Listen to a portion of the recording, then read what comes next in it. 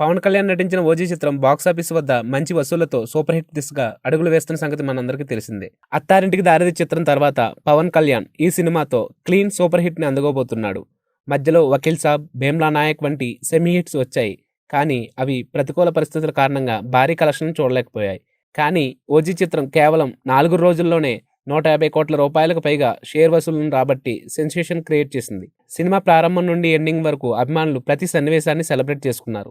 ముఖ్యంగా క్లైమాక్స్లో OG sequel ఉంటుందని ప్రకటించడం అభిమానులకు మంచి కిక్నిచ్చింది.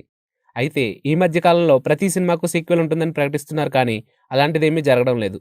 ఈ సినిమా కూడా అలాగే ఉంటుందేమో అని అనుకున్నారు ఫ్యాన్స్.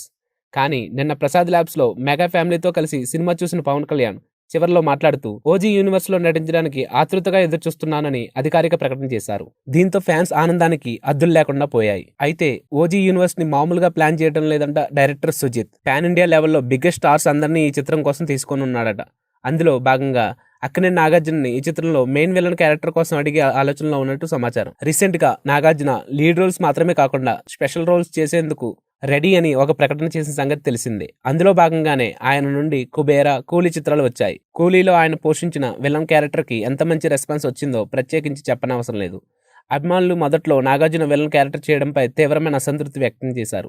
కానీ విడుదల తర్వాత ఆయనకు ఆ క్యారెక్టర్ ద్వారా వచ్చిన క్రేజ్ ని చూసి సంతోషించారు. గత 10 ఏళ్లలో హీరోగా ఎన్ని సినిమాలు చేసినా రానటువంటి రెస్పాన్స్ ని నాగార్జున ఈ సినిమా ద్వారా చూశారు. అందుకే భవిష్యత్తులో కూడా ఆయన అలాంటి క్యారెక్టర్లు చేయడానికి రెడీ అని చెప్పడంతో సుజిత్ నాగార్జున సంప్రదించే ఆలోచనలో పడ్డారట. మరి నాగార్జున అందుకు ఒప్పుకుంటాడో లేదో చూడాలి.